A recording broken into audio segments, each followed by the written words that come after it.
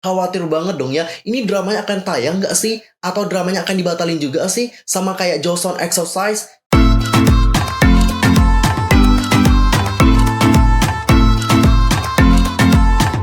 Hi guys, I'm Mr. Kim. Welcome back to my channel. Gimana nih kabar kalian hari ini? So fine, so good, nothing problem, no kan ya? Dan buat kalian semua yang punya problem, keep fight-nya guys, don't give up. Oke, untuk hari ini kita akan membahas mengenai nasib dari drama terbaru Jisoo Blackpink. Dan juga kita akan membahas apakah Soojin itu akan stay di J-Idol atau dia ini akan keluar dari J-Idol. But wait, tahan dulu sebelum kita bahas bersama-sama. Pastikan dulu dong untuk bantu perkembangan channel aku supaya menjadi channel K-pop terbesar dengan informasi seputar dunia per-K-popan yang pastinya terlengkap dan juga ter-up-to-date. Kalian bisa langsung subscribe, bunyi loncengnya, seperti juga buat like and comment, serta share juga kepada teman-teman K-popers yang lain. Tanpa basa-basi lagi, langsung aja yuk guys kita bahas bersama-sama. Oke cenggu, untuk pertama di sini kita akan mulai dulu membahas mengenai drama terbaru dari Jisoo. Di mana drama terbaru dari Jisoo itu kayak mempunyai problem. Problemnya seperti apa? Nah guys, kasus drama Joseon Exercise itu tampaknya menyebabkan efek domino terhadap drama-drama lainnya di Korea Selatan. Nah kali ini drama JTBC yang dibintangi oleh Jung Hae-in dan Jisoo Blackpink menerima kritikan nih guys karena dianggap mengejek dan merendahkan sejarah negara tersebut.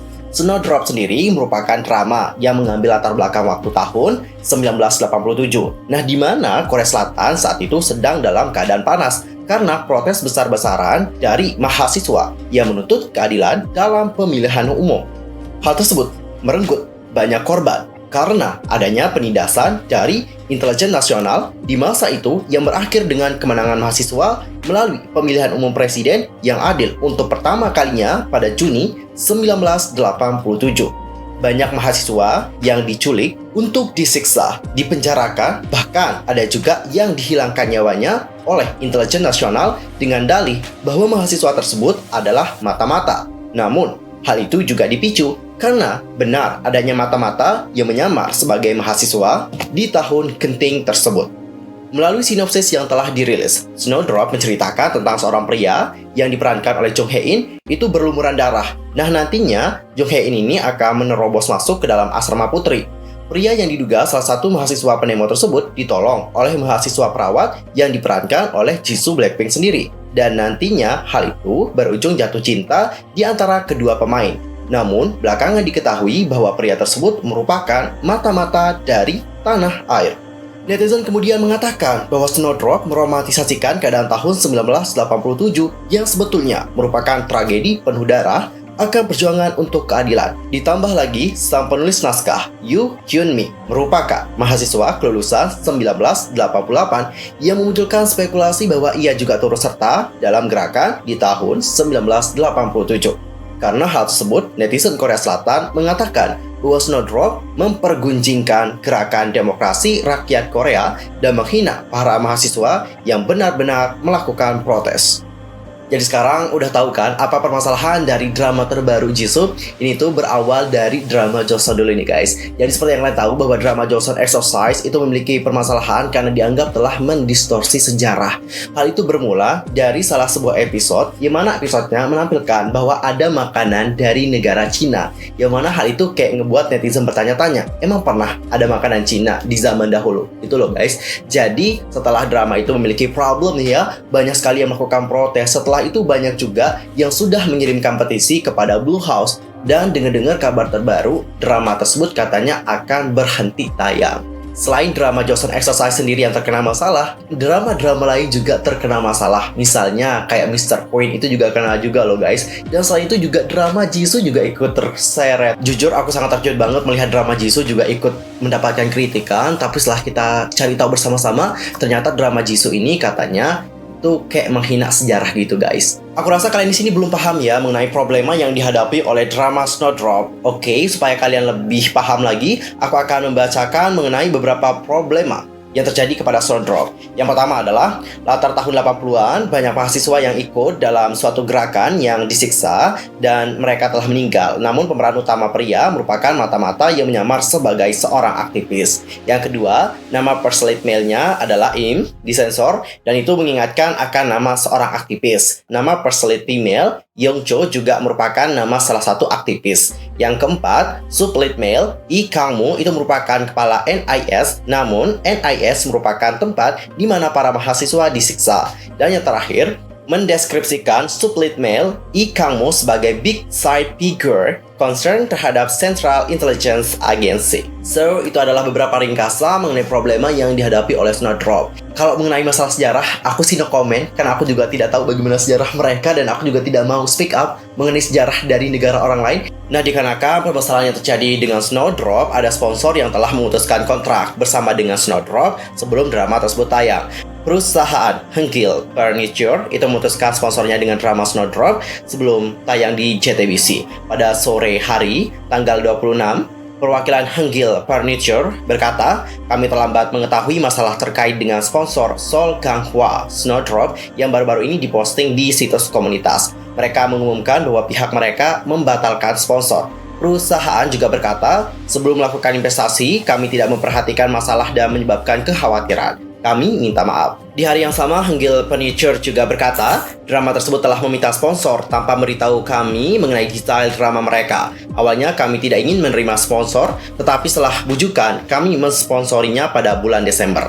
Kami tidak tahu banyak tentang drama tersebut, tapi karyawan baru-baru ini memberitahu saya tentang kontroversi. Jadi kami mengetahuinya dan memutuskan untuk membatalkan sponsor. Pihak drama juga berbicara tentang pembatalan mengenai sponsorship. Jadi dikarenakan kontroversi ini mungkin sekarang itu lagi memanas banget ya. Banyak sekali dari pihak sponsorship yang khawatir akan bagaimana produk mereka, termasuk si Hengkil Furniture. Sehingga mereka pun memutuskan untuk membatalkan kontrak bersama dengan Snowdrop.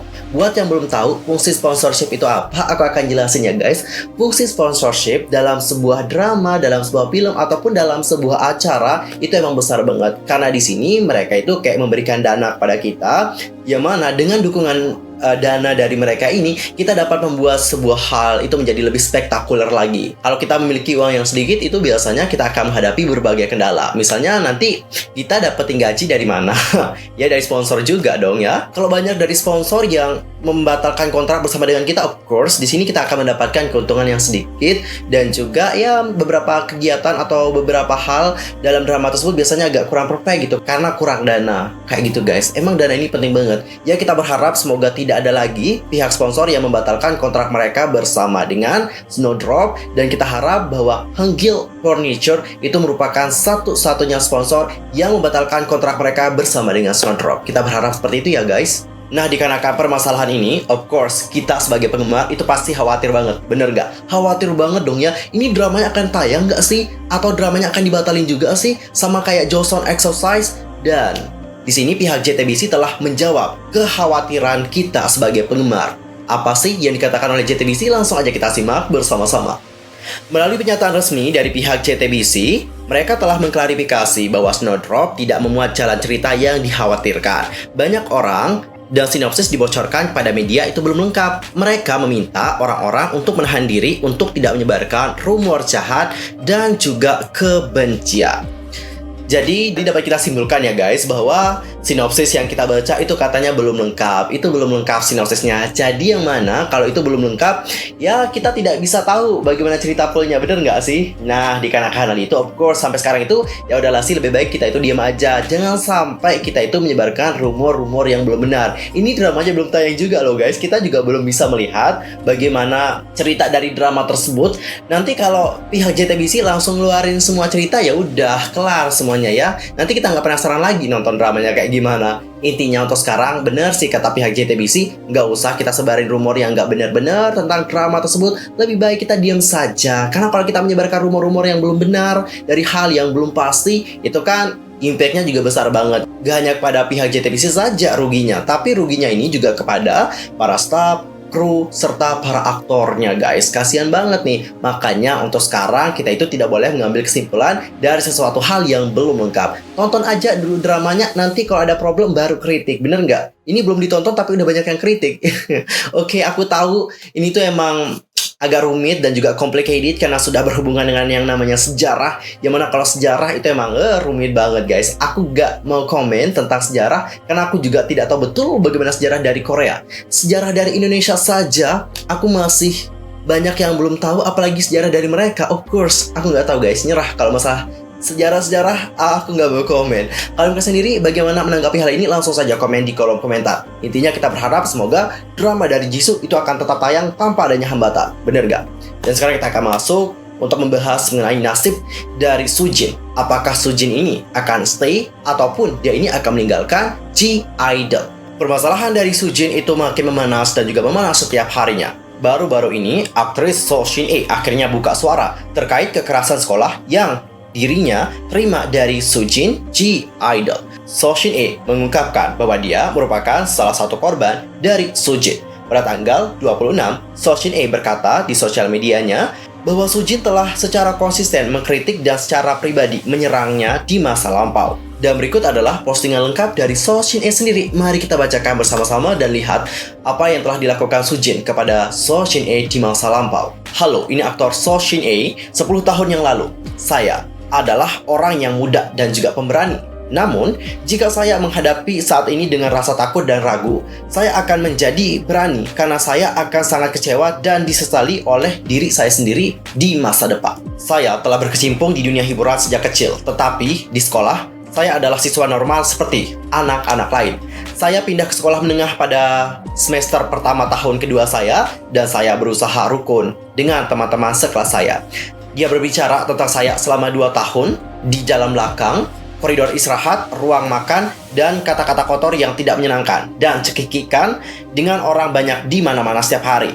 Dia mengintimidasi saya di belakang saya dengan kalimat bagaimana menjadi selebriti meskipun tidak terlalu cantik. Penghibur lama, tidak ada yang menarik. Kata-kata yang sangat menyakitkan tetap ada sampai sekarang. Mungkin dia cemburu atau mungkin kata-kata yang sepertinya berlalu begitu saja. Tetapi bagi saya, kata-kata ini tetap menyakitkan. Luka yang saya derita saat itu semakin memar dan ketakutan mulai muncul. Memang benar, ketakutan itu menjadi trauma dan mengubah saya menjadi pribadi yang tertutup. Dan itu adalah hambatan besar bagi saya untuk memasuki sekolah menengah. Akibatnya, saya menyadari bahwa kekerasan mental bukan kekerasan fisik juga meninggalkan luka seumur hidup.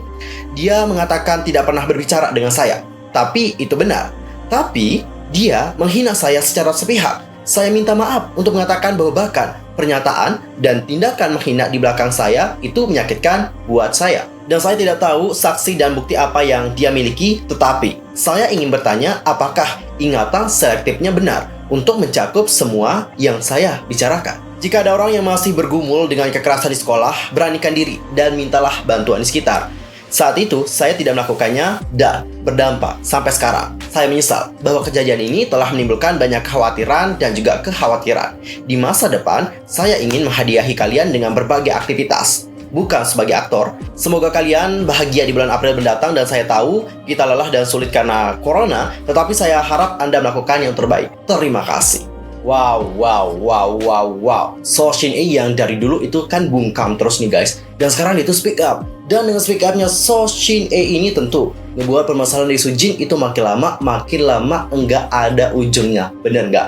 Kalau kalian digosipin sama teman kalian di belakang dan digosipinnya buruk-buruk itu gimana? Apalagi kalian denger nih, sakit juga kayaknya. Sakit lah yang namanya juga dibicarain. Gila, nggak sakit itu nggak percaya banget. Jujur aku juga pernah berada di posisi yang sama kayak Seo Shin-hye. Ada orang yang kayak ngebicarain aku gitu, dan mungkin dia tidak tahu bahwa aku di sana gitu. Dan aku denger sih apa yang mereka bicarakan, dan itu bener-bener kayak ngejatuhi mental kita sih guys, serius. Bener-bener dijatuhi mentalnya. Kalau kalian di sini nyalahin Seo Shin-hye itu salah lagi nih. Kenapa salah? Karena ya udah jelas-jelas dari sini korban gitu ya. Dan perlu kalian tahu juga bahwa tindakan bullying itu tidak selalu mengenai kekerasan fisik saja, tidak. Tapi ada juga tindakan bullying yang menggunakan lisan. Dan yang menggunakan lisan ini menurut aku lebih parah banget. Kenapa parah? Karena ini juga langsung nyerang ke mental orang gitu loh guys. Karena kalau udah diserang mental, itu lebih parah lagi.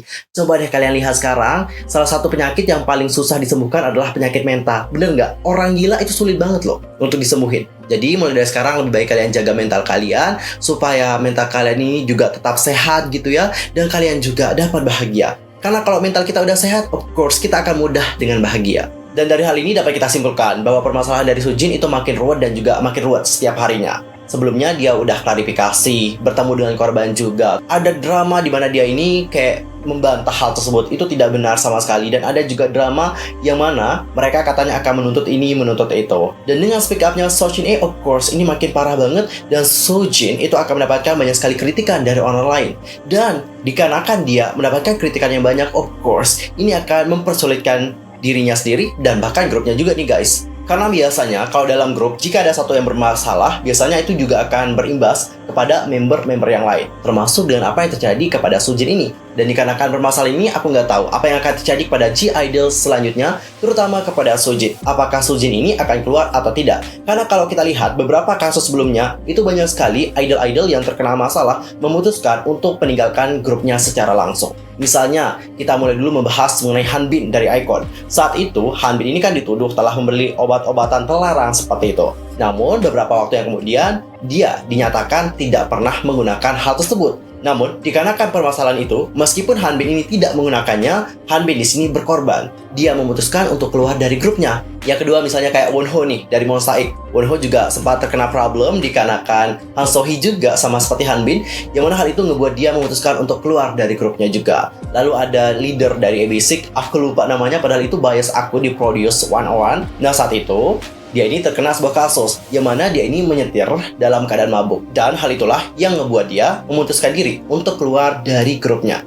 Dan untuk Sojin, I'm not sure kalau dia sekarang akan comeback ke industri hiburan. Kenapa? Karena untuk sekarang itu akan sulit banget untuk dia. Gini guys, netizen Korea itu tidak pingin ada orang yang masih terkena skandal yang belum selesai tapi udah muncul. Mereka itu tidak menyukai hal tersebut. Dan hal ini akan membuat mereka mengkritik idol tersebut secara langsung dan dengan sangat pedas banget. Bahkan gak cuma idol aja yang dikritik, tapi acara yang menampilkan mereka dan juga agensi itu akan mendapatkan kritikan yang pedas dari netizen. Jadi untuk sekarang sih sulit banget nih buat Sojin itu comeback lagi ke industri hiburan. Kecuali nih kalau semua tuduhan yang diberikan kepada Sojin itu salah, barulah Sojin ini akan kembali dengan mudah ke industri hiburan lagi. Tapi agak sulit sih untuk membuktikan hal tersebut. Kenapa? Karena di sini udah banyak yang speak up nih guys. Apalagi yang speak up tadi adalah seorang aktris yang memiliki nama yang cukup besar banget. Jadi kita juga nggak tahu apakah Sojin ini akan tetap stay atau dia ini akan keluar dari G-Idol. Tapi sih aku berharap apapun itu, semoga itu adalah yang terbaik buat Sojin dan juga G-Idol. Sayang banget sih,